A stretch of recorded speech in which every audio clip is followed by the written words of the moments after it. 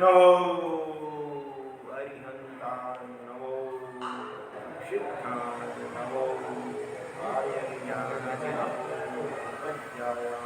नमो लोये सब्बसाहुनम् येषु पञ्चनमस्कारो सब्बपापप्रणाशनो मङ्गलानं च सब्बेषु परमं मङ्गलम् मंगलम भगवान वीरो मंगलम गौतम प्रभु मंगलम सूर्यभद्राद्या जन्नो गर्भोष्ण मंगलम शांत प्राज्ञवरोक्षामी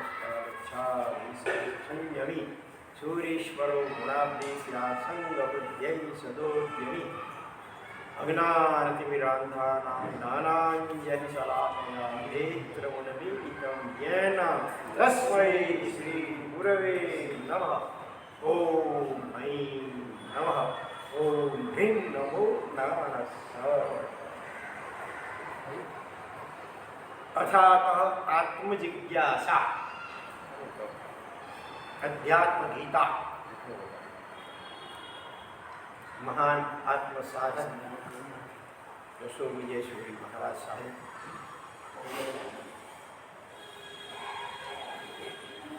क्या कहते हैं आगे अध्यात्म गीता में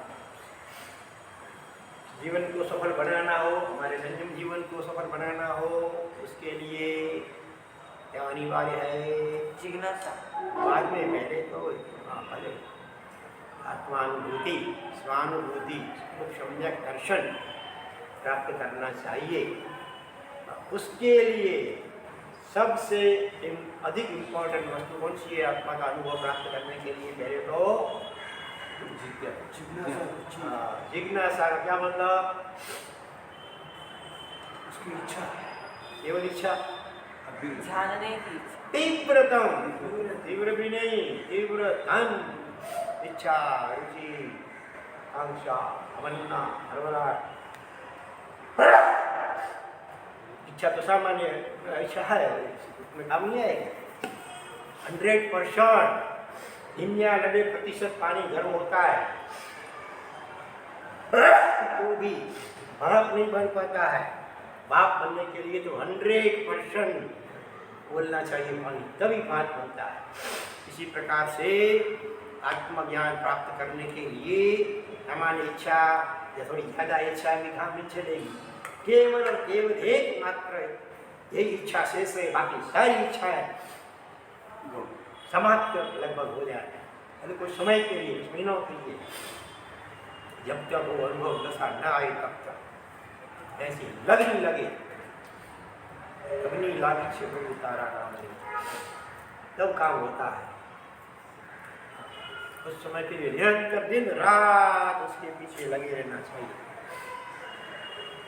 चलो एक दृष्टांत से बात करें, प्रारंभ करें। एक महल के थोड़े दूर सामने एक झोंपड़ी थी, बंगी की झोंपड़ी, जिसमें मोहन नाम का बंगी रहता था। एक बार वो मोहन बंगी सुबह सुबह दातुन करने के लिए घर के बाहर निकला है और अचानक उसकी दृष्टि कहाँ पड़ी? सामने महल के झरोखे में वहाँ कौन बैठी थी? आपने तो सुना है, राजकुमारी बैठी थी। और बंगी का मन तो विचित्र है सबका, कहीं भी लग जाता है, लगता है कि जल्दी उखड़ भी नहीं पाता है। मुझे राजकुमारी चाहिए। कहाँ बंगी के जैसा, कहाँ राजा भोज, कहाँ गांगा तेली, गंगू तेली, ऐसी बात है। मन है जो वही चाहिए, वो कहाँ से मिले? न तो किसी को कह सकते हैं। इसलिए खाना पीना आराम हो गया, रात को नींद भी नहीं आती है। हाँ, इसी कारण से शरीर भी सूखता जा रहा है। उसकी धर्म पत्नी, वाइफ नहीं थी, धर्म पत्नी थी। उसने पूछा कि स्वामीनाथ क्या बात है, आपके बहुत बहुत आप खोए खोए से रहते हैं, क्या चिंता है? न ठीक से खाते पीते हैं, न सोते, क्या शरीर भी सूखता जाता है, तो बीमारी है, क्या बात है? कैसे बताए क्या बीमारी है? बीमारी तो थी शरीर की, मन की बीमारी, ये न किसी को कह सके और ना सह सके, ऐसी बात थी। ये शुरुआत में तो अलग अलग बहाने निकाल करके बात को टालने लगा, नहीं नहीं कुछ नहीं है, कुछ नहीं है, कुछ नहीं है। अरे नहीं कुछ तो है, आप जरूर अब छिपा रहे हैं, मुझसे बताना ही पड़ेगा। आपकी तो 4 प्रकार की जो जिद गई है, रट देखा रस्ते ही रट अड़ गई, अभी तो आपको बताना पड़ेगा, लेकिन फिर मैं भी खाऊंगी नहीं, फिर बल बलों को भी झुकना पड़ता है उसके आगे। आखिर उसने पहले वचन लिया कि मुझे वचन दो कि तुम नाराज नहीं होगे, तो मैं सच्ची बात बताऊं तो तुम मेरे ऊपर नाराज नहीं होगे, मेरे से अब बुरा नहीं करोगे, तो मैं बताऊं ठीक है जाओ जाओ बैठो, इतनी मैं वचन आपको, मैं नाराज नहीं होंगी, जो भी हो सच्चा बता दीजिए। तब उसने डरते डरते सच्ची बात बताई, क्या करूँ, तब से राजकुमारी को देखा, तब से मेरा मन उसी में लग गया। मैंने बहुत कोशिश की अपने मन को समझाने की, मन है मानता ही नहीं, क्या करूं मन स्थिर नहीं रहता, अगर अधरे मन मेरा, मन को बैर बैर समझाया, समझ मन मेरा, क्या करूं मन स्थिर नहीं रहता, अगर फिरे मन मेरा। ऐसा मन मरकट की उपमा लीजिए उसको, चल बंदर की उपमा, ऐसा मन है। तो दूसरी कोई औरत होती तो नाराज तो हो ही जाती, लेकिन इसने भी पहले से वचन तो एक ले लिया है, और वो पत्नी उसकी समझदार नहीं पड़ी, शायद वचन नहीं भी लिया होता तो भी शायद वो नाराज नहीं होती। तो देखा कि मेरा पति जैसे आया सच्ची बात बता रहा है, तो उसने कोशिश भी की अपने मन को वापिस लौटाने की, लेकिन नहीं मानता है। तो उसने अपने पति को आश्वासन दिया, आप चिंता नहीं करें, मैं कुछ प्रबंध करती हूँ। तो आश्चर्य हुआ पत्नी पति को, तो वो बोलती है मैं प्रबंध करूंगी राजकुमारी और आपका मिलन हो इसके लिए। और क्या बात रही कि वो राजकुमारी भी उसी राजमहल में, नहीं ये बंगी की पत्नी, वो भी उसी राजमहल में सफाई का काम करने के लिए जाती थी, इसलिए राजकुमारी के साथ थोड़ा फ्रेंडशिप हो गई थी उनकी। तो वो गई है राजमहल में, जानबूझकर चेहरा अपना बड़ा गंभीर बना कर गई है, एकदम जैसे चिंता तो हो। तो राजकुमारी पूछती है, अरे सखी क्या बात है, क्यों आज तेरा चेहरा उतर गया ऐसा, क्या तेरा पति कुछ मीठी बात खिलाया है, क्या बात है? अरे नहीं, तो क्या है बताओ। कैसे बताओ, बात कुछ ऐसी है, जल्दी बताने जैसी नहीं लगती है, आप नाराज हो जाएंगे। नहीं जो भी हो बता दो, मित्र के पास कोई भी बात छुपी नहीं रखनी चाहिए। कभी ऐसा जीवन अपनी पत्नी को, माँ बाप को भी नहीं के साथ, वो मित्र के आगे, सच्चा मित्र हो, फास्ट फ्रेंडशिप हो, बोल देता है। फिर झिझकते हुए राजकुमारी ने नहीं कंगिया ने सारी बात बताई, ऐसी बात है। राजकुमारी भी बड़ी विचक्षण थी, समझदार थी, शायद वो मैना भी जैसी होगी, उसने भी कहीं तो ज्ञान का अभ्यास किया होगा, इसलिए उसने कहा यही बात है, चिंता मत करो, तेरे पति को जाओ के बोलो कि राजकुमारी मिले। ये भी तो बड़ी आश्चर्य की बात है, कहा राजकुमारी बंगी कहाँ होंगी, और वो भी सामने से बोल रही है कि मैं मिलूंगी। ठीक है, लेकिन किंतु परंतु एक शर्त है। क्या शर्त है? 7 दिन के लिए, सप्ताह के 7 बार होते हैं ना, 7 दिन के लिए गाँव के बाहर एक बड़ा वृक्ष का पेड़ था, बड़ था, बनियन ट्री, तो उसके नीचे बैठे बैठा सीधा ध्यान मुद्रा में आंखें बंद करके, और 7 अहोरात्र तक नमो अरिहंताणं, नमो अरिहंताणं, नमो अरिहंताणं, नमो अरिहंताणं, दिन रात यही करना है, बिना खाए पिए या लेटे, रात दिन 7 अहोरात्र तक बस ये नमो अरिहंताणं अर्पण करता है। हाँ, लेकिन उसमें बीच में दूसरा कोई विचार नहीं आना चाहिए। मैं बराबर वॉच रखवाऊंगी, और मेरे आदमी बड़े फेस रीडिंग वाले होंगे, चेहरे से पता चल जाएगा कि मन में दूसरा क्या चल रहा है, मेरा भी विचार नहीं आना चाहिए। ये शर्त का भंग होगा तो मैं नहीं मिलूंगी, बराबर ठीक से पालन होना चाहिए। पंडित की पत्नी को भी आश्चर्य हुआ, उसने भी ऐसी आशा नहीं रखी कि ये ऐसे मान जाएगी, मतलब ये राजकुमारी। पर ये सर उसने वापिस आकर के अपने पति को सारी बात बताई और वो तो नाचने लग गया, कूदने लग गया, हा हा हा, जैसे 10 करोड़ 20 करोड़ रुपए के बम पर लौटने लग गई किसी भिखारी को हो, तो ऐसी स्थिति हो गई। उसने सोचा था शायद मुझे कुछ शिक्षा होगी, राजकुमारी नाराज हो जाएगी, मेरी पत्नी भी ऐसी निकली और वो भी ऐसी निकली, वो कहती मैं मिलूंगी। और ये शर्त क्या है, 7 का 17 27 दिन भी ऐसा करना पड़े, मैं तैयार हूँ, अरे राजकुमारी बंदी हो। देखिए दुनियावी चीज़ों को प्राप्त करने के लिए ही कितना साहस करने के लिए जाता है। और ये आत्मा जैसी भगवत दशा, आत्मा ने क्या भगवान जैसी दशा को प्रकट करने के लिए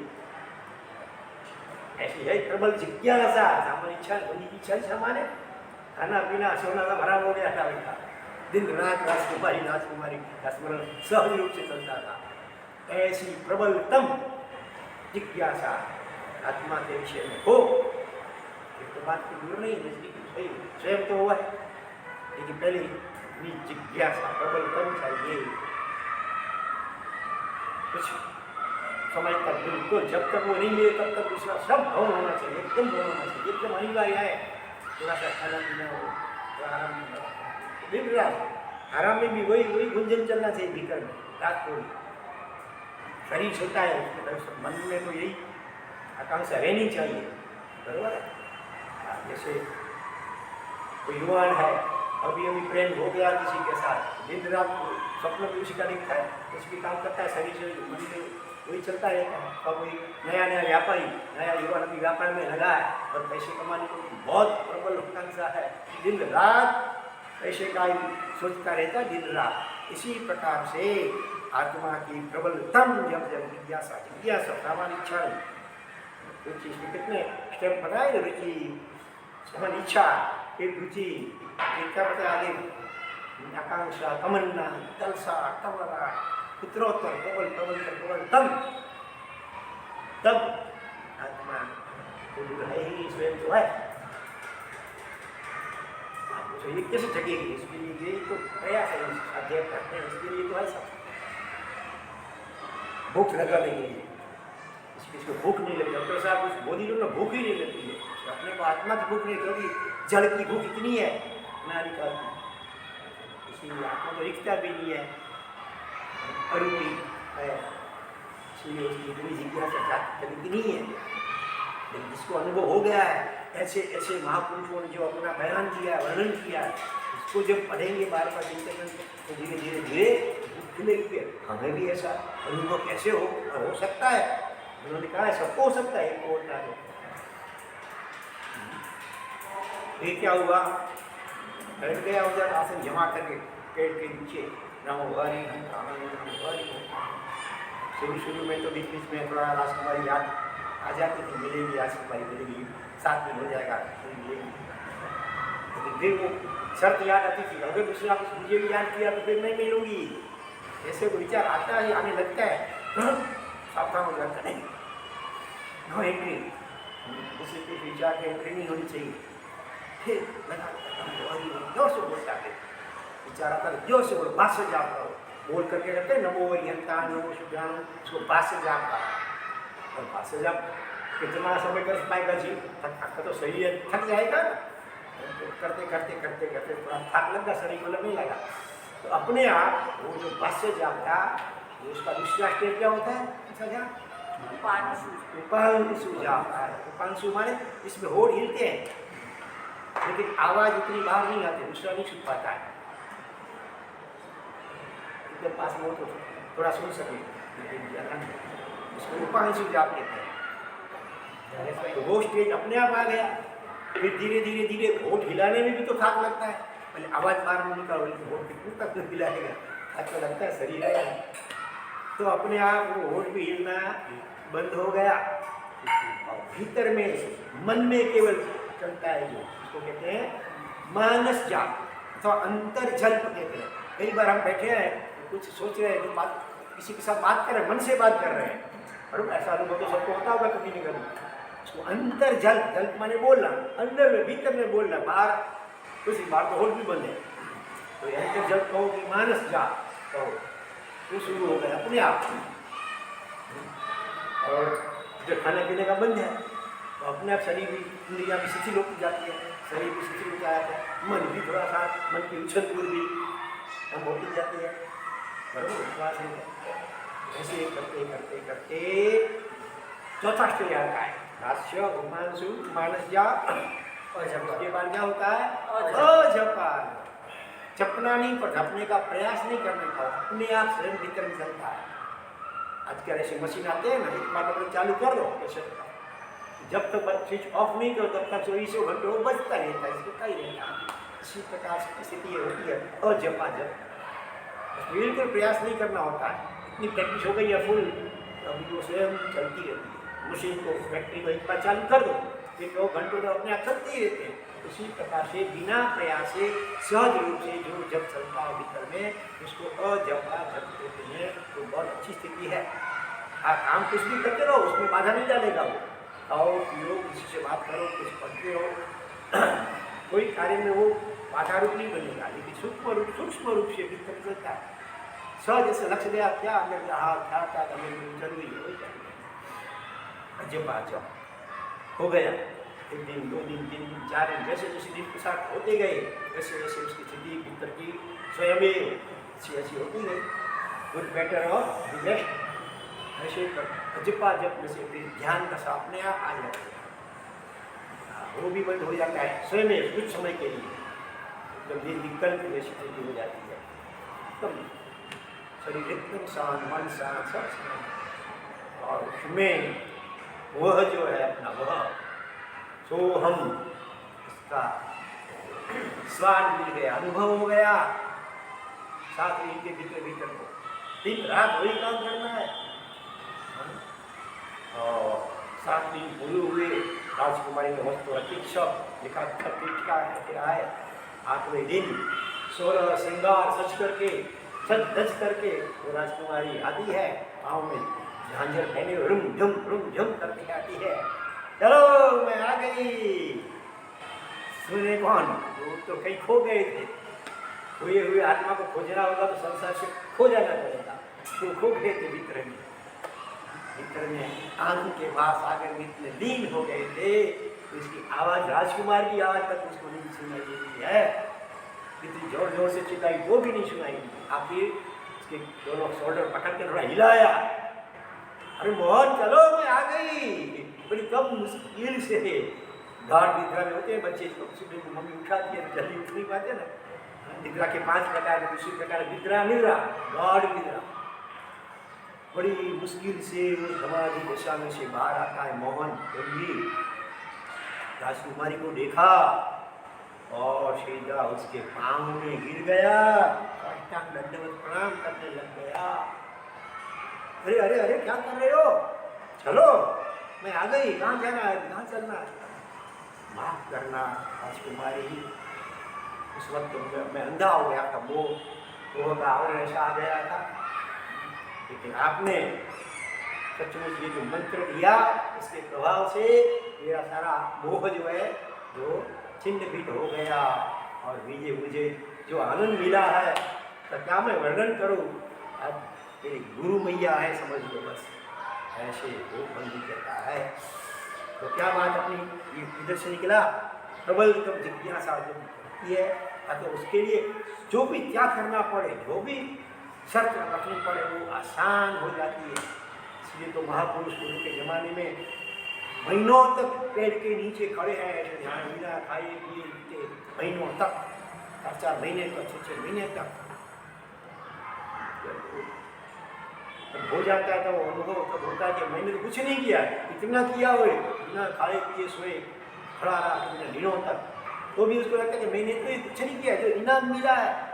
जैसे कोई 10 रुपये की लॉटरी में 10 करोड़ का इनाम मिल गया, ऐसी बात है। हमारा पुरुषार्थ को 1% तो कहते हैं भक्ति योगाचार्य, हमारा पुरुषार्थ तो 1% भी मुश्किल से कहो, बाकी 99% तो उसकी ग्रेस है, कृपा है।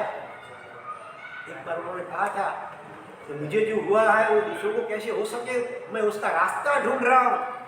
क्योंकि ये तो भाग्य ऐसा है, एरोप्लेन जाता है तो उसको कोई निशान नहीं रहते पीछे के। बैलगाड़ी जाती है तो उसको तो निशान हो जाते हैं, उसके पीछे दूसरा भी चल सकता है। बैलगाड़ी या पंछी आकाश में उड़ता है, उसका भी कोई निशान होता नहीं है। ऐसा सबकी भूमिका अलग अलग होती है, तो एक ही रास्ते से सबको चलने की जरूरत नहीं है। सबके रास्ता अपना रास्ता स्वयं ढूंढना पड़ता है। इसलिए गौतम बुद्ध ने कहा अपदीवो भव, तो अपने आत्मा का ही तुम दीपक बनो, स्वयं पुरुषार्थ करो इन पर में।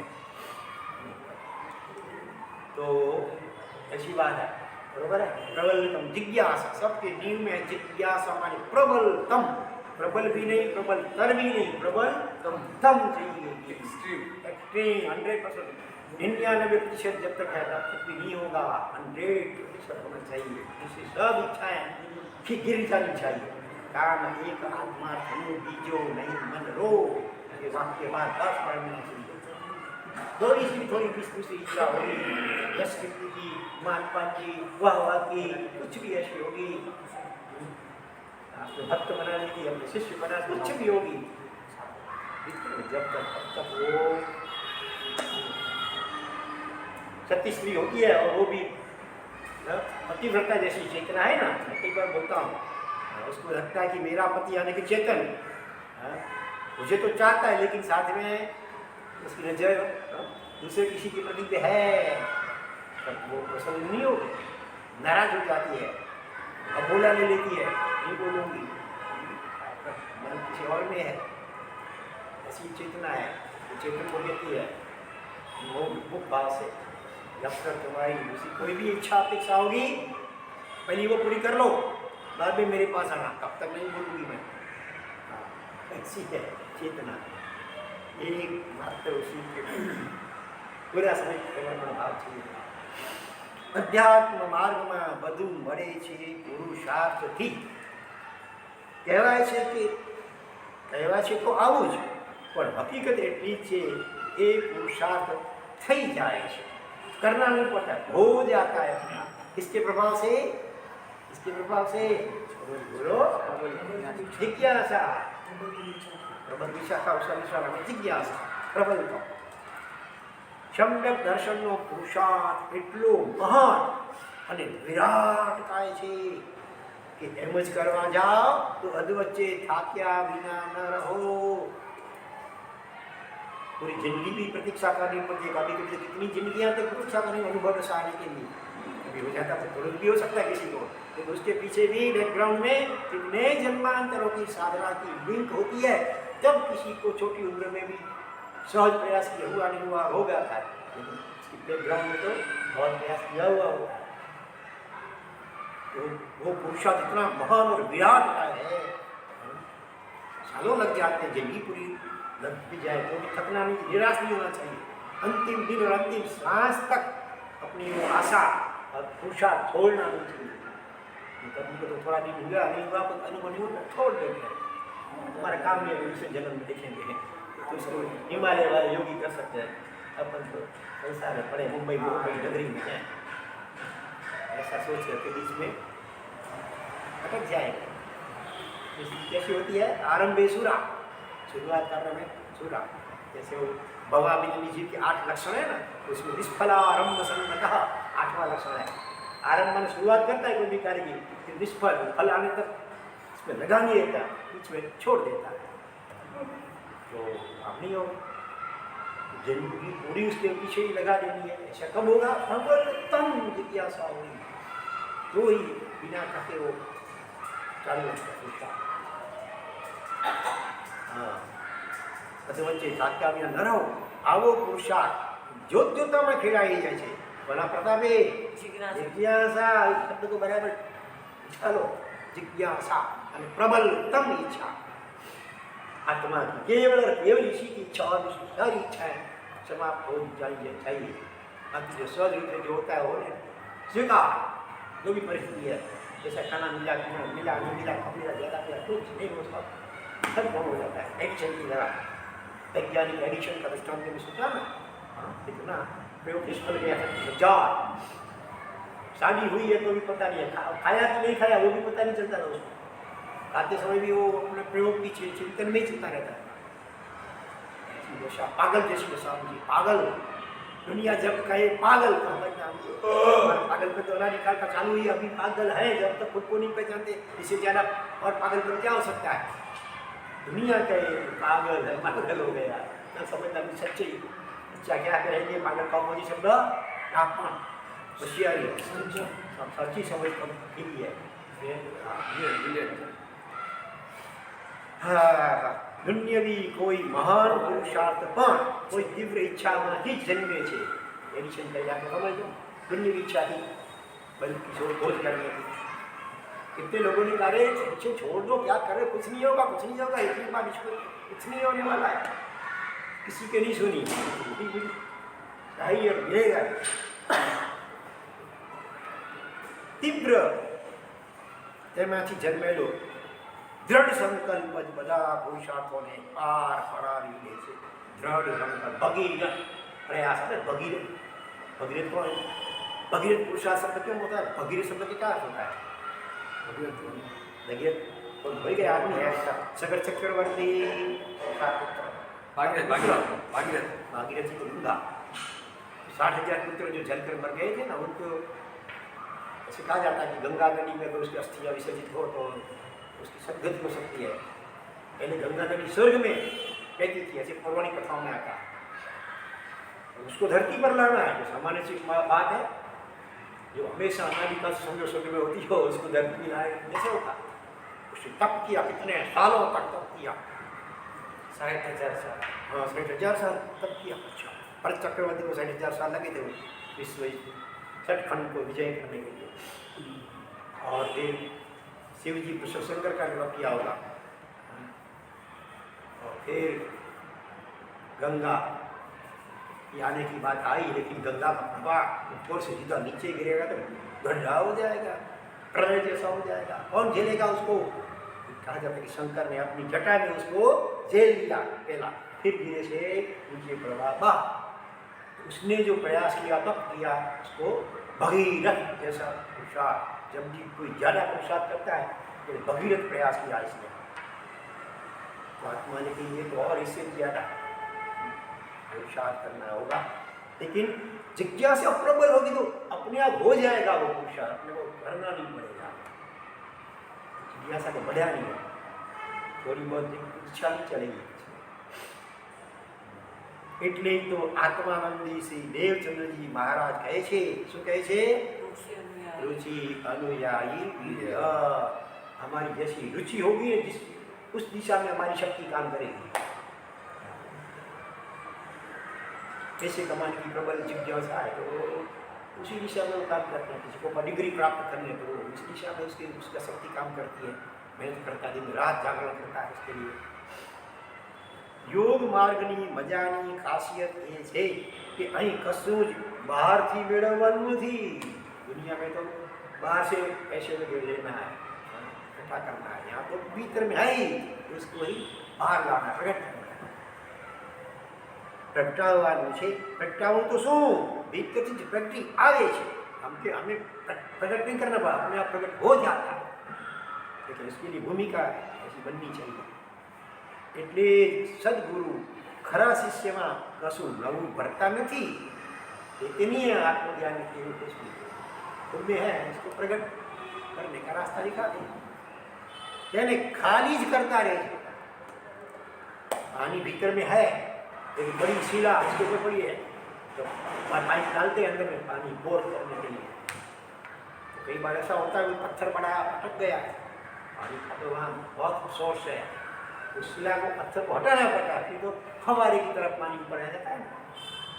इसी प्रकार से आत्मा तो मानव प्रकट होने के लिए एकदम चाह रही है, लेकिन हमने उसको दबा रख दिया है। ये क्रोध मान माया लोभ राग द्वेष ईर्ष्या ये सब जो है पत्थर जैसे बड़ी बड़ी शिलाएं हैं, इससे वो दबा हुआ है, उसको हटाना।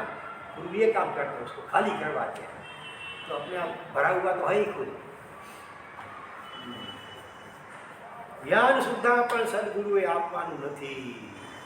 ज्ञान भीतर में है, दबा हुआ है, उसको एक तो फक्त क्लिक करावी आपे छे, तेना द्वारा भावना संवेदनाना माध्यमे साधक के भीतर की बधु मेलनी लेवानी वैसे गुरु रास्ता दिखाते हैं, आशीर्वाद देते हैं, कहीं थक जाता है तो उसको प्रोत्साहन देते हैं, लेकिन चलना तो खुद को ही पड़ेगा। वो बोले मुझे कंधे पे ले लो, उठा लो, वो नहीं, चलना पड़ेगा। अपना हाथ भी लेंगे थोड़ी देर के लिए, पकड़ ले मेरी उंगली, चल मैं साथ में तेरे, तुमको बैठ मुझे बैठा दो कंधे पे, वो नहीं होगा ना, तो तुमको कहना पड़ेगा। गाइड होता है ना, कहीं जाते हैं अनजान प्रदेश में, रास्ता नहीं देखा हमने, तो वहाँ का जो परिचित आदमी होता है तो उसके साथ में लेते हैं गाइड को, वो भी अपने साथ में चलता है, रास्ता दिखाता है। कहीं थक जाए कभी जो थोड़ा राहुल थोड़ा चलो चलो चलो, चलना तो अपने पाँव से ही पड़ेगा। फिर भी जब पहुँच जाता है ना तो क्या बोलता है, गुरु की कृपा से हुआ, मेरा कुछ चाहिए। अरे तुम इतना तो चला अपने पाँवों से, इसका क्या नहीं, देखो वो बीमार है, डॉक्टर दवा देता है और ठीक हो जाता है, बोलता क्या इस डॉक्टर ने मुझे ठीक किया। अरे तुमने दवा खाई, ऐसा नहीं कहता कि मैंने दवा खाई इसलिए मैं ठीक हुआ गया। खुद तक दवा का खाना वो गौण वस्तु हो जाती है, बिल्कुल डॉक्टर को वो यश देता है। इसी प्रकार से भले खुद ने साधना की हो जीव ने, फिर भी उसको प्रामाणिक रूप से लगता ही है कि मैंने तो कुछ नहीं किया है, कृपा से हुआ। अकेला तो मैं क्या कर सकता था, कितना किया होगा, मैंने कहाँ कुछ हुआ, कृपा से हुआ। तो बात भी सही है। અને એ જ સાચું જ્ઞાન છે। એટલે તો જ્ઞાન સારમાં આ વાતનો સાર આપતા મહોપાધ્યાય સ્વામીજી महाराज क्या कहते हैं, निर्वाण पदमप्येकं भाव्यते यं मुहुर्मुहुः तदेव ज्ञानम् उत्कृष्टं निर्बंधो नास्ति भूयता। मतलब इसका निर्वाण મળે, निर्वाण माने मोक्ष, यानी क्या, दोषों થી छुटकारो, दोषों से मुक्ति, राग द्वेष वगैरह से, અને આત્માનો પરમ આનંદ મળે તે રીતે જ્યારે એક પણ પદ, કોઈ એક શબ્દ, હરિયંત હરિયંત અરમ અહમ અહમ, यो भी एक शब्द, निर्मा आत्मा आत्मा आत्मा शुद्ध आत्मा से शुद्ध आत्मा से बोले और भीतर में परिणमन होना चाहिए। तो ये रीति एक पद पर पुनः पुनः भावित करा, ये घटना नहीं है, भावित होना है उसके अर्थ से, अर्थात તે પદ દ્વારા આંતર ચેતના ભાવિત કરાય છે, ત્યારે એક પદનું જ્ઞાન પણ उत्कृष्ट है। इतना ज्ञान पर्याप्त है, एक शब्द भी केवल ज्ञान तक पहुंचने के लिए। उससे अपनी आत्मा को भावित करना चाहिए, तोते की तरह रखना नहीं है, उससे भाव भावित होना चाहिए। जैसे किसी चीज में, बर्तन में जब कस्तूरी रखी हो, फिर उसको उठा भी लोगे तो भी अच्छा कोई वस्त्र में उसमें से सुगंध आती रहेगी, उससे भावित हो गया है वस्त्र, चैन का तर से भावित। इसी तरह एकाध पद, एकाध श्लोक, एकाध वाक्य से भावित होना चाहिए सबको आत्मा। तो सम्यक दर्शन भी हो सकता है, तो आगे निद्रा दशा तक भी हो सकते हैं। અહીં વધારે ભણતરના ભારનો અમારો કોઈ આગ્રહ નથી। સ્વયં કિતના પढ़ चुके थे, इतने शास्त्र पढ़ चुके थे यशोजी जी महाराज, फिर भी कहते हैं कि ज़्यादा सबको ज़्यादा पढ़ना ही चाहिए, ऐसा आग्रह नहीं है। पढ़ो तो अच्छी बात है, लेकिन अगर कोई अनपढ़ है, कुछ पढ़ा लिखा है, अंगूठा छाप अपना नाम तक नहीं लिख पाता है, सही करना हो तो अंगूठा लगाता है, ऐसा व्यक्ति नहीं हो सकता है। ऐसी व्यक्ति भी, हाँ बिल्कुल अनपढ़, वो भी आत्मज्ञान को पा सकता है। 11 अंगसूत्र 9 पूर्वक पढ़ा हुआ भी अज्ञानी हो सकता है, उसके अहंकार बढ़ जाता है, आत्मा की सच्ची जिज्ञासा नहीं होती, तो वो भी अज्ञानी। समकित में नव पूर्वी अज्ञानी कहवा। कबीर, हिंदुओं में कई उदाहरण आते हैं, ज़्यादा पढ़े लिखे नहीं थे, वो कहते कागज मसी छुओ नहीं, हाथ में मैंने लगाया, कागज और पेन को तो हाथ नहीं लगाया, ऐसा बोले बहुत नहीं पढ़े होंगे। अमन मामूली साहब, अरे हमें बिल्कुल गोमती में कहाँ पढ़े, 2 किताब मुश्किल से पढ़े थे। देखा लिखा लिखी की बात नहीं, देखा देखी की बात है। लिखना पढ़ना इसकी बात सही नहीं है, तो देखा है देखी, मैंने भीतर देखा है, अनुभव किया है, और मैं ये सहज रूप से बोल रहा हूँ। ये किताबों में, ग्रंथों में, शास्त्रों में पढ़ करके नहीं बोल रहा हूँ, मैं भीतर का जो अनुभव किया है, सहज रूप से जो आता है निकलती है। સાથસ્તા સુથાભાઈ છે તો એને તો આટલી કાંઈ જીવન તો એને તો બધું થઈ ગયું, पूरे उनकी जिज्ञासा की स्टेज पार करके आए अगले जन्मों। अच्छा ऐसा। हाँ, हाँ। अपने को कैसा जाएगा आपने क्या क्या करके आए आगे नहीं करके आए, अपन आगे क्या करके आए नहीं करके आए, अपनी जिज्ञासा आप ही कैसे उसको कुछ अनुमान करता है ना अभी इतनी भी इच्छा चलती है तो पहले पे कुछ तो किया है, सबको क्यों नहीं जगती है, सब क्यों नहीं आते सुनने के लिए, हमारी बात नहीं है। जबकि ऐसा क्यों, जैसे वो रजनीश ज्यादा पढ़ लिया था, ज्ञानी सारी किताबें जवानी की ज्यादा पढ़ लिया था तो अपने आप को भगवान मानने लग गया था।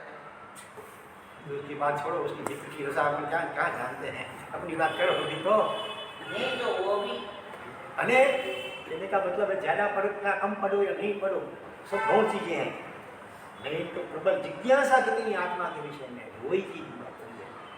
ये मानो अनपढ़ भी है, किताब नहीं पढ़ भी पाते हैं, जो भी ज्ञानी पढ़ सकते हैं। रहीदास मीराबाई के गुरु चमार थे, तो चमार का काम कर जोड़े ठीक रिपेयरिंग का काम भी करते रहते थे जूते को, और साथ में उसका जो भी इष्ट उनका नाम स्मरण करते करते करते बहुत ऊंची अवस्था को प्राप्त कर चुके थे। एक बार कुछ लोग मिल करके हरिद्वार ऋषिकेश यात्रा की ओर जा रहे थे, उनको भी किसी ने कहा होगा चलो रहने सी, अरे भाई मुझे तो फुर्सत कहाँ है, रोज कमाओ रोज खाओ, मैं चलूँगा यात्रा तो तुम भूखे मरेगा, नहीं गए। और वो लोग गए और वापिस जब आए तो उस एक स्त्री औरत थी जो उसका चेहरा एकदम मुरझाया हुआ था। रहीदास ने पूछा अरे क्यों हुआ, ऐसी यात्रा करके आए तो कुछ खुशी होनी चाहिए, चेहरा उतर क्यों गया है। तो आप क्या करो, मेरी सोने की अंगूठी बहुत मूल्य थी, वो गंगा के पानी में गिर गई है, क्या करूँ, पानी में गिर गई है गंगा में। अच्छा एक बर्तन में पानी रखा हुआ था, जूतों का काम करते उसके लिए पानी की थोड़ी जरूरत पड़ती है, तो ऐसे उसने घुमाया बर्तन में, देखो तो ये अंगूठी थी, अरे हाँ वही तो मेरी अंगूठी इधर कहाँ से आ गई, ऐसी लब पीने का मन लब्धि उत्पन्न हो जाती थी। तभी से कहावत पड़ी है कि मन चंगा तो कथरोट में गंगा, मन साफ है वास्तव में शुद्ध है, निर्मल है, पवित्र है, राग के सब कम हो गए हैं, तो गंगा को यहाँ आना पड़ता है, उसको गंगा जाना नहीं पड़ा। चवार थे चवार, मीराबाई के गुरु सामान्य तो नहीं हो गए, मीरा की दशा कैसे उसी गुरु के मीरा का समर्पण जिनके प्रति था वो कैसे पढ़े लिखे नहीं थे, ज़्यादा कुछ चमार थे। और ऐसे कई उदाहरण, गोरा कुम्हार का पॉट मेकर, वो भी माटी खूंदता रहता है अपने पाँव से, माटी को रगड़ता रहता है, विठ्ठल विठ्ठल विठ्ठल विठ्ठल, भगवान के 1000 नाम है, इसी प्रकार से नाम से पुकार आवाज पहुंच जाती। शरीर का काम करता था, वो करते बैठा उसका कुटुंब का पालन पोषण करने के लिए बड़ा बनाता था, भीतर से बस धुन लगी जिज्ञासा आई।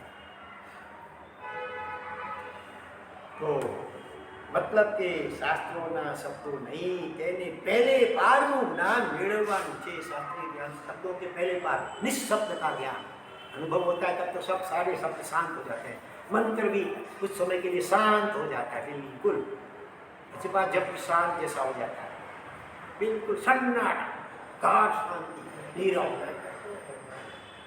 पूरे शांति का महासागर छा जाता है, पूरे उसमें हम डुबकी लग गई हमारी जैसे, और कुछ है ही नहीं, पूरी दुनिया उस समय जैसे भूल जाती है, ऐसी दशा होती है।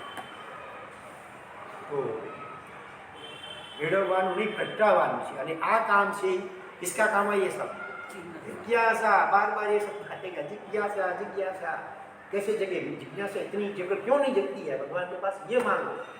आत्मज्ञान की बात समझने के बाद में उसकी प्रबल चंखना जगे, इतनी कृपा दर्शाओ। जिज्ञासा બધું જ આપી શકે છે, જે શબ્દમાં નથી લખાયું અને નથી લખી શકાય એવું છે। ભગવદ્ ગીતામાં કહ્યું છે जिज्ञासुरपि योगस्य शब्द ब्रह्माति वर्तते। खाली योगनी जिज्ञासा पर આવી ગઈ, योग आत्मा के साथ संबंध, योग माने जुड़ना, उसकी जिज्ञासा भी આવી તો શબ્દ બ્રહ્મને ઓળંગવાની, એટલે કે તેને પહેલે પારના રહસ્યોને પ્રગટાવવાની सहज થઈ જશે।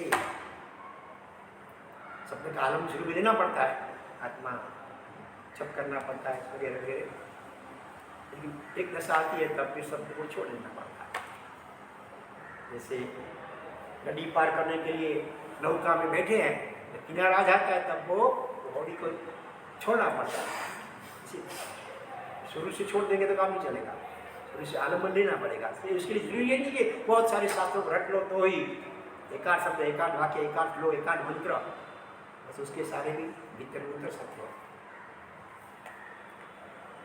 तो खरी जिज्ञासा जागी जाए तो मोटा भागનું કાર્ય થઈ જાય। પણ દુઃખ એ જ છે કે સાચી જિજ્ઞાસા જન્મતી નથી। थोड़ी थोड़ी इच्छा होती है, ये सुनते हैं सब लोग करने जैसा है, लेकिन करेंगे अभी तो बहुत, अभी जीना है वर्षों, आज करो सो कल करो, कल करो सो परसों, इतनी क्या जल्दी है, अभी तो जीना है वर्षों। कल करो सो आज नहीं, आज करो ऐसा नहीं, उल्टा। अभी तो ये इतने काम संसार में बाकी पड़े हैं सब, तो कर ले पहले, बाद में आत्मा की साधना करेंगे, पूरे भोले हो जाएंगे। भाई अभी इतने काले हैं कुछ कुछ तो अभी इसमें काले हैं, पूरा वाइट वाइट वाइट ऊपर सब हो जाएगा, तब करेंगे। अभी गड़पड़ में गोविंद दास वृद्धावस्था आएगी तब साधना करेंगे, क्या होगा, वो बैठ नहीं पाएंगे, कभी कमर से ऐसे हो जाएगी, थक जाएंगे, कभी घुटना दुखने लग जाएगा, शरीर ठीक नहीं होगा तो मन स्थिर कहाँ से होगा। इसीलिए शब्द ब्रह्मनी पहले पारनो प्रदेश हकीकते तो अनुभवनो छे। शब्द का विषय नहीं है, अनुभव जो है ये पेश करना है आत्मा का। आत्मा का वर्णन शब्द से पूरा नहीं होता, ये तो इशारे मात्र होते हैं, बाकी अनुभव गम्य है, इंद्रिय गम्य नहीं है, मनोगम्य भी नहीं है, चिंतन गम्य भी नहीं है। सब रुक जाएंगे इंद्रिय और मन का कार्य, तब जो होगा अनुभव आत्मा का। छता ये अनुभवना विस्तारमा पण जिज्ञासानो सथवारो बतावी नानी पुरुषे अनुभव सुधी पहोंचाड़ी देवानुं सामर्थ्य जिज्ञासानुं बतावी दीधुं। बराबर अनुभवनी वास्तवमां महोपाध्यायजी महाराजे ज्ञान सारमां लख्युं छे के अधिगत्याखिलं शब्द ब्रह्मशास्त्र दशामुनि स्वसंवेद्यं परब्रह्मानुभवेनाधिगच्छति। क्या कहा, शास्त्र दृष्टिથી પૂર્ણપણે શબ્દ બ્રહ્મને ઓળખીને મુનિ સ્વસંવેદ્ય એવા પરમ બ્રહ્મને પણ પામી લે છે। शुरुआत में आत्मा का जो स्वरूप है शब्द समझना पड़ता है, आत्मा आरूपी है, सुख रस गंध स्पर्श पुद्गलिक लक्षण है, आत्मा से भिन्न है, आत्मा का ज्ञान दर्शन आनंद शक्ति ये सब गुण आत्मा के हैं, ऐसा थोड़ा सा वर्णन वो शास्त्रों से समझ लेना पड़ेगा। लेकिन आगे तो फिर उससे भी पार होना पड़ेगा शब्द से। शब्द ब्रह्म ने ओळंगे छे અને स्वसंवेद्य आत्मा तो है स्वयं आत्मा को आत्मा में आत्मा से जानना है। छठ कारक आत्मा, आत्मा को आत्मा से, आत्मा के लिए आत्मा में ही वो जान सकता है, ऐसी बात है। અને ઓળંગ્યા પછી છે અનુભવ વિસ્તાર, वो शब्द को अतिक्रांत कर जाता है, निशब्द में आ जाता है, फिर तो अनुभव का विस्तार। सामर्थ्य કોનું છે? જિજ્ઞાસા। એટલે આપણે ત્યાં ષડદર્શનના ઘણા બધા સૂત્રોની શરૂઆત જિજ્ઞાસાથી થાય છે। એમ બ્રહ્મવેદ સૂત્ર કહ્યું, બ્રહ્મ સત્યમ જગન નહીં, अथा तो ब्रह्म जिज्ञासा। शंकर का जो वेदांत का मुख्य ग्रंथ है ना जो, तो उसका पहला सूत्र ये अथा तो ब्रह्म जिज्ञासा। अथा अथ माने अभी, हवे। संसार का ये सब देख लिया, कर लिया, खा लिया, फिर अथवा तो बहुत पढ़ लिया, अब अभी अभी ब्रह्म की जिज्ञासा का, जब तक दूसरी इच्छाएं पड़ी है तब तक ब्रह्म की सच्ची जिज्ञासा जगेगी नहीं। पहला सूत्र था तो ब्रह्म जिज्ञासा। इसी प्रकार से शांडिल्य का भक्ति सूत्र है और नारद जी का भी भक्ति सूत्र है, उसके ऊपर पढ़ने सुनने योग्य है। तो उसमें भी अथा तो भक्ति जिज्ञासा, हाँ ऐसी बात है। तो यहाँ पर लिखा था तो आत्म जिज्ञासा। अथा तो भक्ति जिज्ञासा गोतू, ये तो जिज्ञासा। जिज्ञासा भीतर ने पोचू पोचू बनावी दे छे। भीतर आर्द्र होना पड़ेगा, कठोर होगा हृदय की भूमि, तो बीज नहीं बो सकते हैं। भूमि गुलायम होती है पानी से, जोत से, हल खेलने से, उसके बाद बीज बोया जा सकता है। इसी प्रकार से हृदय की भूमि करुणा, मैत्री, भक्ति आदि से कोमल कोमल बनेगी। त्या पछी जे पण पड़शे ते सोसाई जशे, पानी पड़ेगा वो सोख लेगी। ज्यां सुधी गुरु वचन भीतरमां शोषातुं नथी, गुरु वचन की पानी का छिड़काव तो भीतर में ऊपर से बह जाता है, हमारा ऊपर से निकल जाता है, इधर से निकल जाता है, भीतर में शोषातुं नथी। ત્યાં સુધી गुरु वचन फड़तुं नथी। गुरु क्या, भगवान की वाणी की सुनी है लेकिन परिणाम नहीं आया, उसको हृदय में सोख नहीं दिया। અને શોષાવું કોને આધીન છે? કોને આધીન છે? जिज्ञासा। सब प्रश्नों का एक ही जवाब है, जिज्ञासा जिज्ञासा जिज्ञासा जिज्ञासा। लाला बाबू कैसे हैं? अंतिम फेरा है, अंतिम फेरा है, अंतिम फेरा है। बस ऐसे जिज्ञासा जिज्ञासा जिज्ञासा। सूची को हम को हम को हम को हम, पूछो अपनी आत्मा को।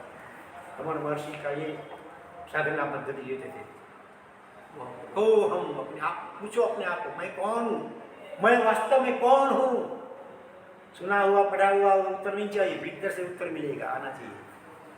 एकदम जैसे तो खो जाते हैं, कौन ये सुन कौन रहा है, देख कौन रहा है, सुन कौन रहा है, कौन है भीतर में, कौन है कौन है। ऐसे करते करते करते भीतर में उतर जाता है, भीतर स्थिति में अनुभव हो जाता है। तो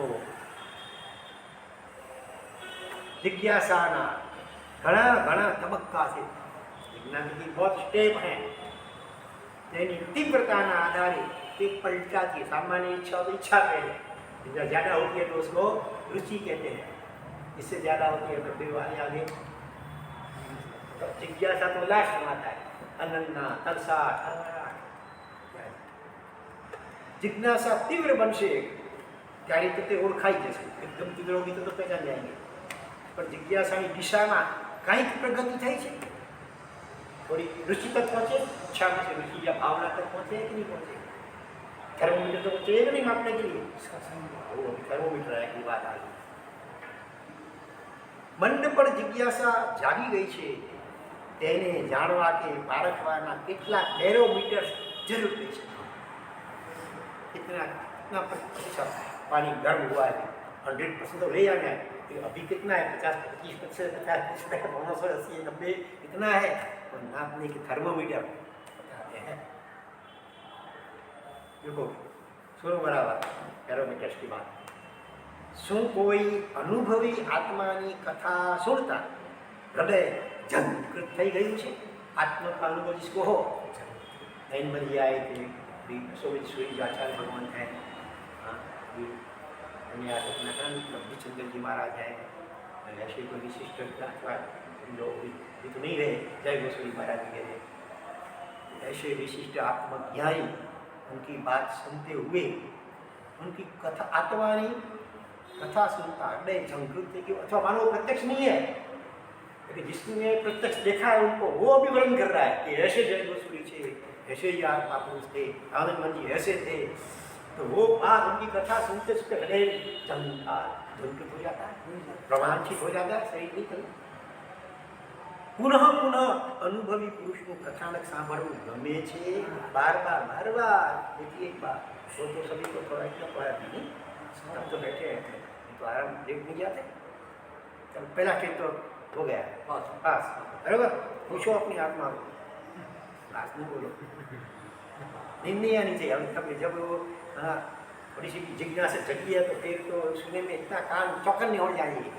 कुत्ता है सोया ऐसा लेटा पड़ा है, तुरंत सो गया है, कोई भी पसार होता है धीरे से भी साइड में से तुरंत कान उसके ऊंचे हो जाते हैं, खड़े हो जाते हैं, उसकी निद्रा बहुत अल्प होती है। तो आत्मा की बात आती है तो पूरी घंटों तो पूरी रात भी सत्संग चलता है तो नींद नहीं आती। इसी सामने वैसा हो आनंद जी जैसा या कोई ज्ञानी महापुरुष और आत्मा की अपने अनुभव की बातें बता रहा है, आप वो सुनने में कितने भी शरीर थका हुआ हो दिन में, फिर भी रात को नींद नहीं आएगी। आपके जीवन में कभी रात्रि जागरण हुआ है? ऐसे ऐसे ऐसे ऐसे ऐसे कोई खास याद नहीं आ रहा। संयोग होना चाहिए। फुल रात्रि। अभी आज नहीं। फुल नाइट में जगा था एक बार, आपको बताया था कब जगा था। आत्मा के लिए नहीं, वो तो एग्जाम फर्स्ट टाइम पढ़ाई के लिए, पढ़ने के लिए नहीं, पढ़ाने के लिए। डिसीजन क्या लेना उसने? परीक्षा के लिए चल रहे थे। मैं पहले से पढ़ता, मैंने स्कूल में जब शिक्षक सिखाते हैं तो एक तो सहज रूप से पहले तो नहीं था, कल में आ गया एकदम पूरा याद नहीं जाता था। तो होमवर्क देता था, सबसे पहले होमवर्क कर लिया, फिर पूरा टाइम खेलते रहते थे। खेलने में दिलचस्पी बहुत थी। तो परीक्षा आती थी तो भी हम पढ़ते नहीं थे। 2 पेपर हैं, एक सुबह का एक दोपहर के बाद का, तो इसमें बीच में जो टाइम है उसमें भी हम क्रिकेट वगैरह खेलते रहते थे। तो एक बार और लोग अधिकांश विद्यार्थी क्या कर रहे हैं, परीक्षा आती है तो पूरी रात घंटों तक जगते रहते हैं, चाय पीते करके। पहले तो इधर उधर घूमते ना फिरने में गवा लेते हैं, पढ़ने के समय ठीक से पढ़ाई का होमवर्क नहीं करते हैं। नजदीक में आती है जब वो चाय पीते हुए जाने पढ़ते हैं। तो बस सिखाने का शौक तो था इनकी तरफ जरा, सबको सिखाने का, पढ़ाने का, जो भी पूछते हैं लोग बताते हैं। ऐसे करते करते करते पढ़ाने में पूरी रात निकल गई। फिर जब परीक्षा का समय आया, शरीर का काम करेगा ना, दिमाग तो थकता है, पूरी हिंदी में तो चक्कर जैसे होने लगा। बड़ी मुश्किल से थोड़ा लिखा था, पासिंग मार्क मुश्किल से, मुझे तो हुआ के साथ मैं ना पास हो जाऊँगा। और वो बीच में छोड़ दिया, पेपर पूरा लिख नहीं पाया किसी में। निर्णय की रात्रि को भी चलती थी। हाँ साइंस लेना कि इंजीनियरिंग? हाँ हाँ, दूसरी वो आती आती। हाँ, तो फिर परीक्षा पूरी हो गई, वैकेशन था, हम अपने गाँव चले गए कच्छ में। और किसी कारण से मैं थोड़ा नाराज जैसा हो गया घर में, समझो। रिस छोटे छोटे बच्चे होते हैं, रिस करते हैं। तो परीक्षा का रिजल्ट आया, पोस्ट में लाया होगा, और परिवार से किसी सुना रिजल्ट आया है तेरा पहला नंबर। हाँ, उस वक्त मेरे मन में इच्छा चलता, अगर नंबर वो उस विषय में पास हो गया और अच्छे मार्क मिले हैं तो मैं ये अपना रिश्ता बोला छोड़ दूंगा। मतलब मुझे ऐसा हो गया, पहला नंबर। दूसरे विषयों में अच्छे मार्क नहीं करते, उस विषय में पासिंग मार्क 35% 100 में से हो गया था। अच्छी बात। तो उस रात पूरा रात जगा था। दूसरा अभी इन्होंने याद दिलवाया, जब इंटर साइंस का साथ चल रहा था, कौन सी लाइन पकड़नी थी। उस जमाने में इतने ऑप्शन नहीं थे। आजकल तो पढ़ाई की कितनी शाखा प्रशाखा ऑप्शन सब हैं। उस समय में तो बस 3 थे मुख्य, आर्ट, कॉमर्स और साइंस, वो भी नहीं होते हैं। तो मेरी साइंस की लाइन थी। साइंस के आगे उनमें 2 ऑप्शन थे, ए ग्रुप और बी ग्रुप। ए ग्रुप में जाते हैं तो इंजीनियर बन सकते हैं, बी ग्रुप में जाते हैं तो डॉक्टर बन सकते हैं, 2 ऑप्शन थे। तो इंटर साइंस पहले के ज़माने में 11वीं किताब माने मेट्रिक, उसके बाद दूसरा साल जब था 13वीं किताब। तब एक रात को, रविवार का दिन था, पूर्णिमा की रात थी, मान लीजिए विद्यालय गोवलिया टैंक में टेरिस पर लेके चांद के सामने देख रहा हूँ। भीतर में चिंतन चला कि भाई क्या करना ज़्यादा ठीक होगा, क्या करना, ये जाए ए ग्रुप में जाऊँ कि बी ग्रुप में जाऊँ। पूरी रात चिंतन चलता रहा कि भाई किसी भी ग्रुप में जाए, क्यों जाए, पैसे कमाने के लिए, डिग्री क्यों, अच्छा पैसे क्यों कमाना है, सुखी होने के लिए, बराबर। तो कैसा सुख चाहिए अपने को, परमानेंट के ऐसा चाहिए सबको 24 घंटे सतत सुख शांति आनंद आनंद आना चाहिए। तो क्या पैसे से ऐसा सुख मिल सकता है? खाने पीने का, पहनने होने का अच्छा सब वो मिलेगा, गाड़ी बंगला वगैरह सब मिलेगा, पैसा होगा तो। लेकिन इससे क्या सच्ची तृप्ति होती है? आज दिन तक है जी, तुमने कितना मनचा खाया पिया, अब क्या है इसका, सब छोड़ी। कितनी भी मनपसंद चीज खाते हैं पीते हैं, इतना समय फिर तो कुछ नहीं उसका। और प्यास तो बढ़ती रहती है। एक बार देखा, मानो कोई गांव में रहता है, समझ लो उसको उसका मित्र जो शहर में अभी रहता है, एक बार उसको ले आया पहली बार जिनके मुंबई में। और गांव में तो उस जमाने में कोई होती नहीं थी सुविधाएं, सिनेमा के थिएटर वगैरह। पहली बार मुंबई में उसको थिएटर में ले गया है। पहले देखा तो पर्दा था, केवल कुछ नहीं, सफेद पर्दा, और थोड़ी देर के बाद तो कितना सब चहल पहल मच गई पर्दे के ऊपर। उस समय तो स्टोरी तो पता नहीं है कहानी क्या है, लेकिन ये रंग बेरंगी चित्र दिखता है तो उसका आश्चर्य होता है। हाँ, फिर दूसरी बार, कभी तीसरी बार देखा, ऐसे करते करते उसकी आदत बन गई, उसका व्यसन हो गया सिनेमा का। और मानो कोई नया पोस्टर लगा है और उसको मन में इच्छा उत्पन्न होगी कि मुझे देखना है, लेकिन संजोग ऐसे है कि वो नहीं जा पा रहा है, या तो टिकट के लिए पैसे नहीं है, या तबीयत ठीक नहीं है, या दूसरा कोई अर्जेंट काम हो सेठ का, नहीं जा पा रहा है। तो जब तक वो दिखेगा नहीं तब तक क्या होगा, मन में व्याकुलता होगी, बेचैनी, किसी काम में चित्त नहीं लगेगा। तो क्या हुआ, ये मुंबई आया चिट्ठी हुआ कि नहीं हुआ। पहली इच्छा थी, गांव में था तो इच्छा ही नहीं थी, जब देखा ही था कुछ तो इच्छा ही नहीं थी। जब ये इच्छा उत्पन्न हुई और इच्छा पूरी नहीं होती है तो व्याकुलता जलती है। तो पैसे से सब जो सुख मिलते हैं ऐसे ही तो है। खाने का सुख कब मिलता है, पहले तीव्र भूख लगे फिर खाओ तो ठीक है, नहीं तो पहले भूख के दुख में से प्रसार होना पड़ता है। शरबत कब अच्छा लगता है, प्यास भीतर में प्रबल हो तब वो लेमन और कोकोनट वाटर कब लगता है अच्छा। प्यास ही नहीं है, इतना सब भरा हुआ है, फिर कोई देखा तो पिएंगे। तो पहले सभी सुख ऐसे हैं संसार के, पहले उसके लिए इच्छा का दुख उत्पन्न होता है, भूख का प्यास का, और बाद में उस दुख को थोड़ा सा धक्का, टेम्पररी धक्का लगता है। खाते हैं पीते हैं तो उसके समय भूख में शांत होती है, लेकिन थोड़े समय के लिए वापिस फिर होती रहती है। तो पैसे से जो सुख मिलेगी तो इस प्रकार के अपने को हमेशा सुख शांति आनंद चाहिए। और ये तो पैसे से नहीं मिल सकेंगे, पैसे चाहे कितने करोड़ों रुपए मिल जाए फिर भी ऐसे ये सब ऐसे है टेम्पररी। और वो पैसे कमाने के लिए कितना पाप करना, झूठ बोलना पड़ता है, माया का मिलावट करने पर कितना करना पड़ता है, उससे कर्म बंधन होगा। और फिर बचपन में बातें सुनी थी अपनी माता जी के मुख से, या कभी प्रवचन शायद, नरक और वहाँ कैसे लोग होते हैं वगैरह वगैरह। वो क्षणिक सुख के लिए फिर नरक में कितने सालों तक छोड़ना पड़ता है, कितने लोग भुगतने पड़ते हैं। और वहाँ तो फिर कोई माता पिता भाई बहन पति पत्नी मित्र परिवार दुनिया कोई नहीं आ सकेगा, अगले को भुगतना पड़ता है। तो ये मार्ग ठीक नहीं है, डॉक्टर बनने का मार्ग उचित नहीं है, इंजीनियर बनने का मार्ग सच्चे सुख का मार्ग नहीं है। सच्चे सुख का मार्ग कुछ दूसरा होना चाहिए। हाँ, हमारे माता जी जो इतने धर्म दृष्टि से करते थे, शायद खुशी में होना चाहिए, ऐसा बास हुआ है, इसमें धर्म नहीं कुछ होगा। जितनी इच्छाएं कम होगी उतनी सुख शांति आनंद से आया होगा, ऐसी थोड़ी समझ आई। हो सकता है इसके पीछे बैकग्राउंड में अगले जन्म की बात होगी, शायद इसीलिए रुचि लगी, ऐसा निमित्त नहीं मिला। थोड़े दिन पहले कोई बोलते थे, हमने तो ऐसा सुना कि आपको जो मेंढक काटने पड़ते हैं ना, डॉक्टरी लाइन में जाना है, तो उसी से वैराग हो गया। ऐसी मैंने ऐसा कोई बात नहीं थी, बस इसी चिंतन से हो गया। इसमें माता जी के संस्कार पूर्व जन्मों के जो होगा सो। तो उस दिन पूरी रात नींद नहीं आई, सो जगता रहा। और सुबह होने लगी जब, तो एक क्षण भर के लिए एक विकल्प आया। ये सब सोचना तो आसान है, लेकिन उसको अप्लाई करना, तो सब छोड़ना, पढ़ाई कॉलेज पढ़ रहा था, अच्छे मार्क आ रहे थे, वो सब छोड़ करके जाना। मैंने सोच लिया कि कच्छ में जाऊँगा। वहाँ विद्यापीठ हमारे कच्छ में थी, अभी बंद हो गई है। मेरे छोटे भाई को भी उसमें पढ़ते थे, तो संस्कृत तो मेरा प्रिय विषय था। तो वहाँ जा कर के पढ़ेंगे, धर्म क्या है जानेंगे, सीखेंगे, फिर आगे चल के निर्णय करेंगे। ऐसा मैंने ठान लिया।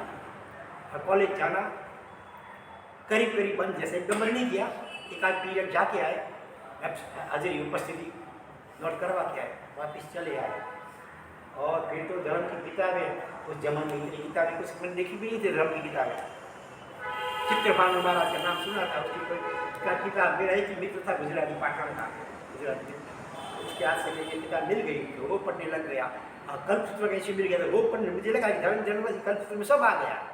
45 साल की बात ही नहीं सुनी, वो अपने आप पढ़ने शुरू कर दिया। कल्पसूत्र और धार्मिक सूत्र अपने आप कंटिन्यू जिज्ञासा होती है, फिर अपने आप रुचि अनुरागी हो जाता है अपने आप। तो अपने आप कोई सिखाने वाला तो था नहीं उस समय में, तो मैं स्वयं गुरुवंदन विधि, चैत्यवंदन विधि, सामायिक विधि स्वयं में रटने का शुरुआत कर दी मैंने। और अच्छी अच्छी जो भी किताबें मिली धर्म की तो वो पढ़ने लगा। और उस मित्र के माध्यम से कुमार पाल मिश्रा भी जो हैं, उस वक्त वो आए धोनी गोवालवाड़ी में रहते थे, तो उनके माध्यम से कुछ गीता चंद्रशेखर की का किताब हाथ में आ गई थी, वो पढ़ी।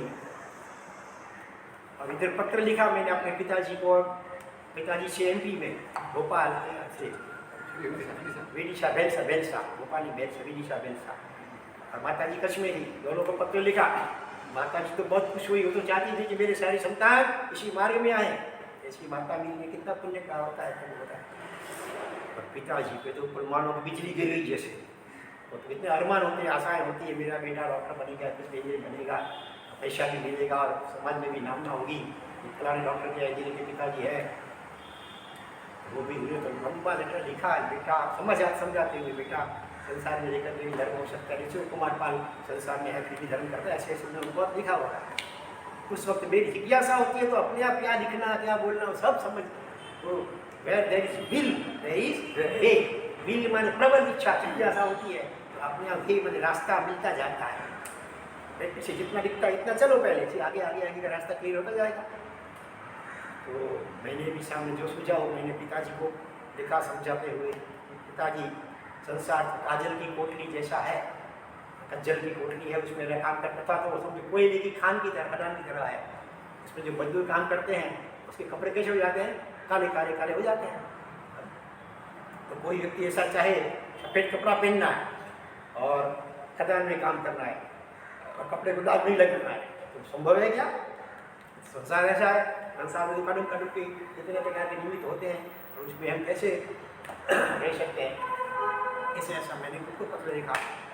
माता जी तो बहुत खुश हुई। मेरा पत्र हमारी बहन साहब अभी शादी जी हैं, हमारी बड़ी बहन, हमारी शादी की इच्छा हुई है, तो वो जिनके पास पढ़ती थी वो आत्मज्ञानी महापुरुष थे शादी जी भगवान, उनको पत्र पढ़ाया और कहा कि अगर वो आएगा कॉलेज छोड़ करके तो मेरी भावना है, अभी अपने कच्छ में साधु ज़्यादा नहीं है, बड़ी उम्र वाले 3-4 थे, तो आप अपनी निश्रा में रख करके उनको पढ़ाओ तालीम को, फिर मैं 40 शिक्षा की बात करेंगे अपन। वो भी इतने निष्प्रिय है, ऐसा नहीं कहा जल्दी बुला लो, जल्दी कोई जल्दी बुला लो, नहीं, भले उसका वैराग्य वही पक्का होता है, देखेंगे फिर आगे देखेंगे, ऐसा उत्तर दिया गांधी जी ने। और इधर पिताजी तो किसी प्रकार से अनुमति देने के लिए तैयार ही नहीं है। फिर मैंने सोच लिया अभी जो 9 मासिक परीक्षा आएगी इंटर साइंस, उसमें 4-5 पेपर में मैं ब्लैंक खाली लिखूँगा, नापास 0 मार्क। ऐसे कॉलेज में तो जाना एकदम कम कर दिया था, तो नापास हो जाएंगे तो अपने आप आगे रुक जाएगी आगे का एडमिशन, फिर कच्छ में जा करके अपन ये पढ़ेंगे। तो ऐसा करीब 2 महीना ऐसा चलता रहा, पत्र व्यवहार और काफी मेरा पढ़ना, कॉलेज करीब करीब जैसा हो गया। इस बीच में क्या हुआ, जब इंटर साइंस की शुरुआत थी, हमारे पिताजी मुंबई आए थे उस वक्त, और हम दोनों चौपाटी है जो कल्याण पासनाथ का मंदिर जहाँ पर कभी व्याख्यान दिया था पहले, वहाँ से गुजर रहे थे। पिताजी ने कहा चलो मंदिर दर्शन करें, ठीक है चलो दर्शन किया। बहुत पढ़ा पिताजी ने, वहाँ चित्रभानु महाराज उस समय के प्रखर व्याख्यान प्रवचन का, हाँ उसी में 5 में उपासना में पहले माले थे। पिताजी ने कहा चलो उनका दर्शन करें। मैंने कहा मैं नहीं आता हूँ, अब पर क्या, क्यों, अरे क्यों, मुझे आता नहीं है गुरु वंदन, कुछ आता नहीं है, और हमारा सब ठपका देंगे, इतना बड़ा हो गया, इतना नहीं आता है, गुरु वंदन भी नहीं आता है। पिताजी ने कहा तुम चिंता मत करो, मैं साथ में हूँ, कुछ नहीं कहेंगे, हमारा तुम चलो चलो आप जाके, मैं नीचे खड़ा, आके मैं खड़ा ही रहा नीचे, पिताजी जाके आए, ऐसी मेरी स्थिति थी। हाँ? और जब 2 महीने के बाद ये टर्निंग पॉइंट आया, बराबर, तब मैं उसी मंदिर में चातुर्मास्य महाराज साहब भुवन सौराष्ट्र के भुवन उस वक्त मुनि भुवन विजय जी महाराज प्रसन्न आया, आपने देखा उसके तो किताबी नदी भी है, आनंद जी उपदेश माला के ऊपर व्याख्यान चल रहा था उनका, और खज्जाएँ बहुत अलकार थे व्याख्यान के अंदर। तो मैं कॉलेज चर्च गेट में था, बीच में चन्नी रोड आता है, वहाँ उतर पड़ता, ग्राउंड फ्लोर से चढ़ता हूँ, चन्नी रोड उतर करके प्रवचन सुन करके फिर कॉलेज में आया, हाजिरी नोट करवाई और वापिस आ गया। तो व्याख्यान उनका सुनने लग गया। और जिज्ञासा से सब होता है, जिज्ञासा पर होती है तो अपने आप रास्ते भी मिलते जाते हैं और सब काम ऐसा होता जाता है।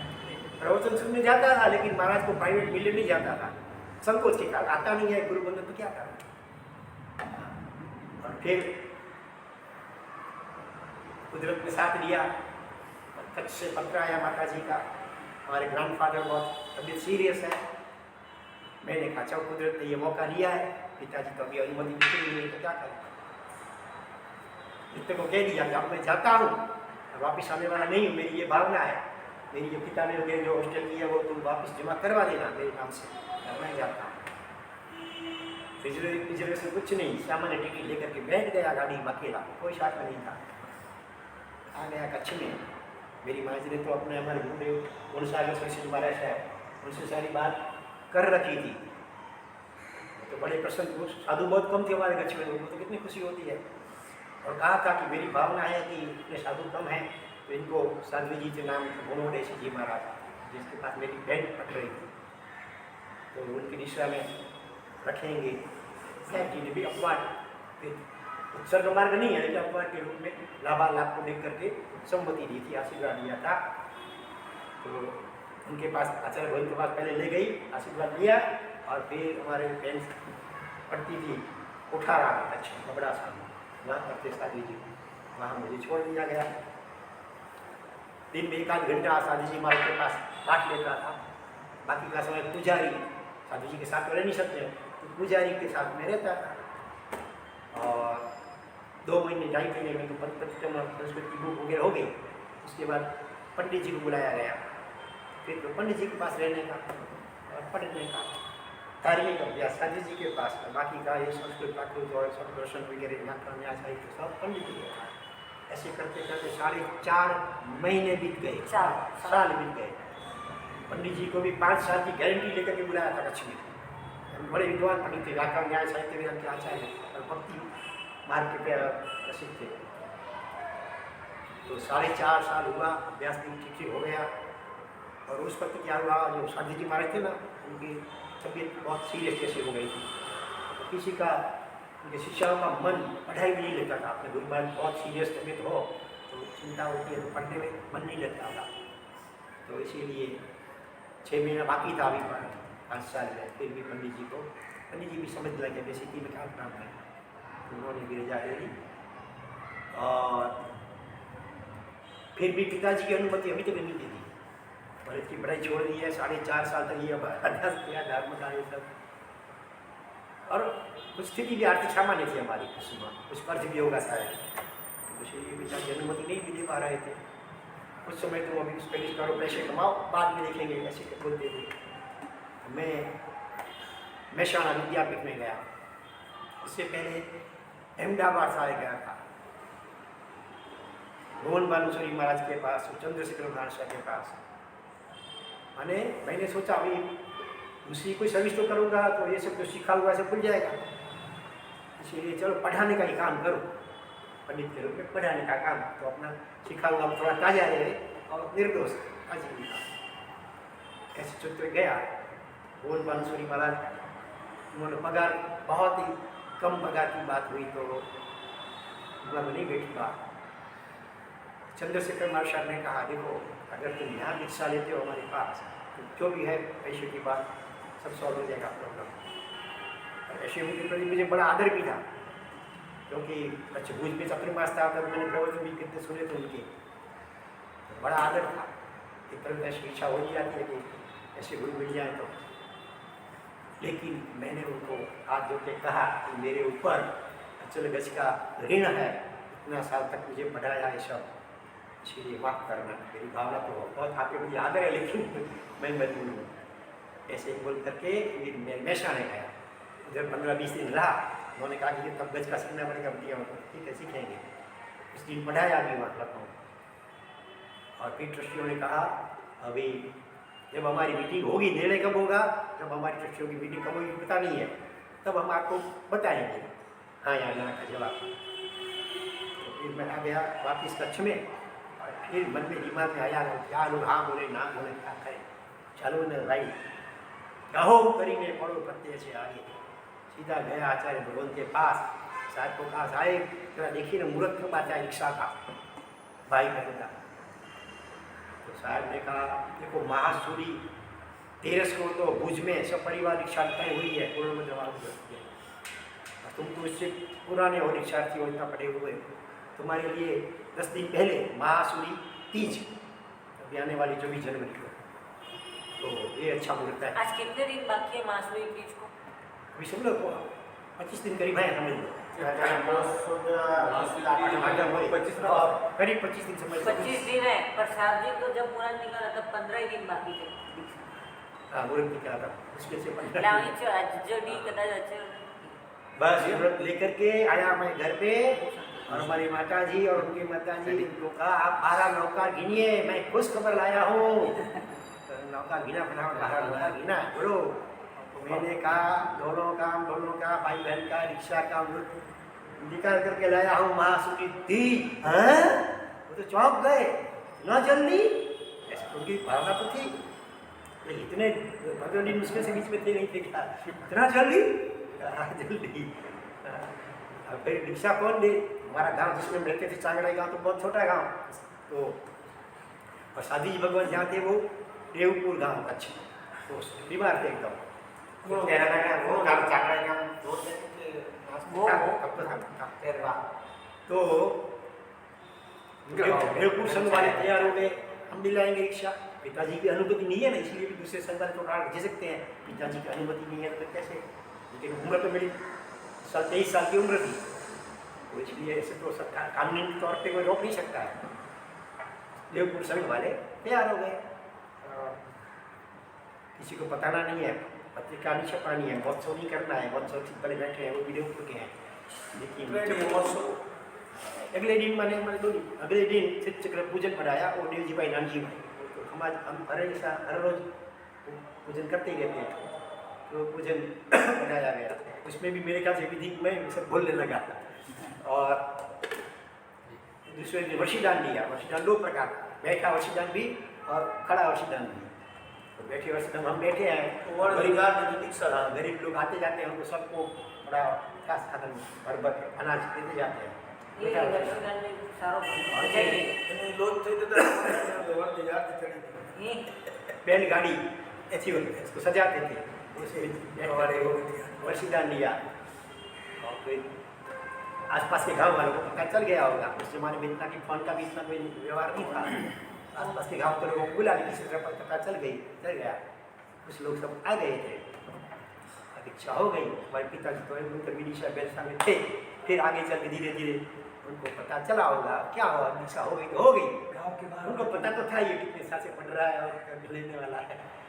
तो सर पापा से कहाँ दीक्षा पप्पा ना भान ना, बाप देखा उनके भाई दीक्षा लेने वाले थे वैसे तो। हाँ मेरे से पहले अभी बिहारी पर भाई मेरे से भाई नहीं है, पता ही नहीं था। क्यों उनकी तो अनुमति नहीं मिल रही थी ना। अच्छा मिलती तो रिक्शा पापा नहीं आए, मम्मी नहीं पति क्या पापा को मतलब मालूम भी नहीं था कि दीक्षा हो रही है। पता है नहीं, पता है मम्मी आई ना, मम्मी ये तो थी मम्मी नहीं थी करते। मम्मी तो नानी और हमारा जो छोटे भाई अभी है, अभी भी शादी नहीं की हुई है, वो बड़े अच्छे साधक हैं, तो उस वक्त वो भी सर्विस कर रहे थे, जलसा में होता है, वो भी नहीं थे, और दीक्षा हो गई। भाई भी नहीं थे, हाँ भाई भी नहीं थे, हाँ नहीं हाँ, भाई भी नहीं थे, भाई बहन दोनों की सिर्फ मम्मी थे। और भाई बहन मम्मी, हमारे दोनों की नानी। दीक्षा हो गई, हमारी मम्मी थी और नाना जी थे, तो दीक्षा हो गई।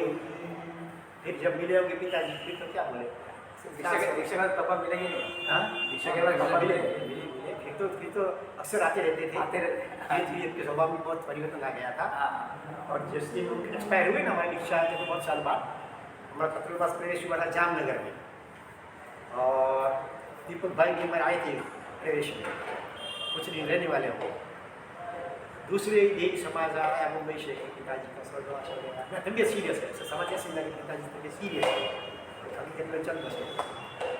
उसी दिन मोलूर में हमारे वर्तमान गच्छाधिपति है कला महाराज साहब, उनका चातुर्मास का प्रवेश, तो पिताजी भी ऐसे गुलूर में रहते थे, गुलूर लिस्ट में रहते थे, हरी बिल्डिंग में। तो उनकी शोभा यात्रा हम लोगों ने बहुत चामर लेकर नृत्य किया था उन्होंने। फिर ऐसे ठीक तबीयत ठीक जैसी थी और रात को सोए तो अभी ठीक थे। दोपहर फिर सुबह करीब 3-4 बजा होगा, तब थोड़ा पेन छाती में जगह होने लगा। अभी माता जी को कहा उन्होंने कुछ बाम कुछ लगवा दिया होगा। डॉक्टर को बुलाया, डॉक्टर आए उससे पहले।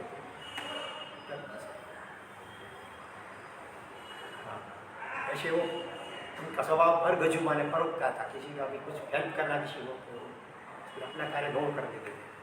स्वभाव अच्छा था।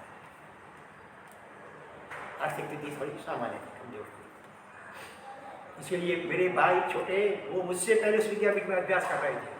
और एक बार ऐसा फंक्शन आया, आचार्य भगवान ने क्या होगा सम्मेलन का अधिवेशन पूरे चलगज का भद्रेश्वर तीर्थ में, तो जाहिर में अर्पण कर दिया था मैं छोटे भाई को, माने कि मैं इस परीक्षा दिलाऊंगी ऐसा माता जी ने कहा था। साहिब ने पूछा होगा जाहिर में, और उन्होंने उनकी जो भावना होती थी जाहिर में कहाँ कर रही थी, लेकिन वो रह गए मेरे आने से।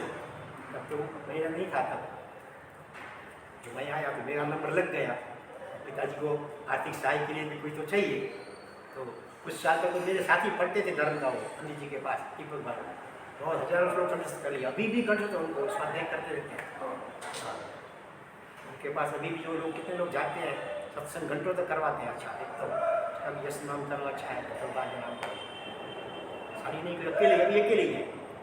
इधर चले गए, फिर माँ की सेवा में थे, माँ भी न करीब करीब 8-9 साल हो गए, 10 साल करीब माँ भी चली गई। अभी अकेले शादी की नहीं है। पूरा दिन बस भक्ति में, जप में और आध्यात्मिक प्रवचन सत्संग सुनने में इसी में लगे रहते हैं। अब कोई आता है तो घंटों तक उसको सत्संग करवाते रहते हैं। ऐसी स्थिति है। तो ये जो बात कहाँ से निकली थी कि आप ऐसा कोई हुआ है कि आप पूरी रात जगे हो? 2 बार हुआ इस तरह हुआ था। अभी एक बार तीसरी बार करते रात्रि का। तो करने से नहीं होता है, हो जाता है तो हो जाता है। अभी तो थोड़ी उम्र भी हुई है तो शरीर भी 23 साल में दिशा ली। हाँ 23 साल थे ये 23 चल रहा था। दिशा अभी 71 20 साल के उम्र में 20 के आसपास 21, 20, 21 दिशा ले गए अगले साल दिशा पर होगा 49 साल 48 पूरा होना, अभी पूरा होगा 48 9 बैठेगा। बैठेगा दिशा ले गए। ये माँ साहब थे दीक्षा में, उन्होंने झाड़ पे चढ़ के दीक्षा दी। देख राजा थे गाँव के